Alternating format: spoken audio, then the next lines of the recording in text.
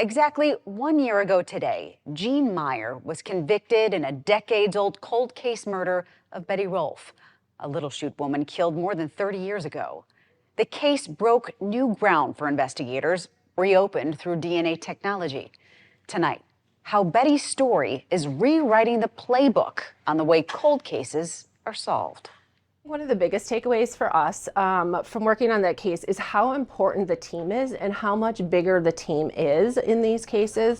Solving Betty Rolf's case meant going back in time. Prosecutors had to dive through old evidence, reconnect with a changed community, and rebuild faded memories. It took forensics, outside experts, even help from the FBI to make a 1988 crime make sense to a 2024 jury. That teamwork is really so critical in making sure that you have both a successful investigation and a successful prosecution. In the end, they got it. Jean Meyer was convicted and sentenced to life in prison. But beyond justice for Betty, her case gave investigators something bigger, a blueprint. Hopefully our experience was, other investigators can take those lessons to help improve investigations and cases that they're looking at and hopefully ensure successful prosecution. At a recent conference in Kohler, we saw how this success is changing cold case investigations. And the biggest key?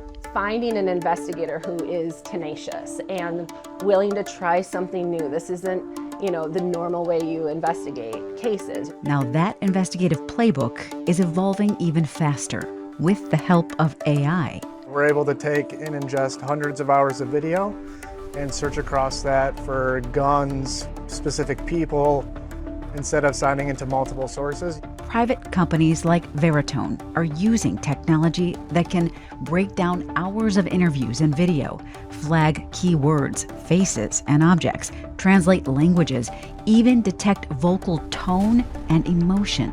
You could import all that data and search for exactly what you're looking for. It's a game changer, especially now when detectives face not just paper files, but terabytes of digital evidence from body cams, social media, and security footage.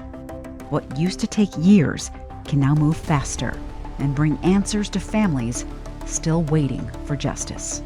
We want to create opportunities for other jurisdictions to be able to solve these cases for the victims in their community who are left with no answers. And if we can inspire other investigators and prosecutors in cases that they go back and evaluate, that would be amazing. And if it can achieve justice, that's why we're here. AI is being used in Wisconsin courts, but on a limited basis.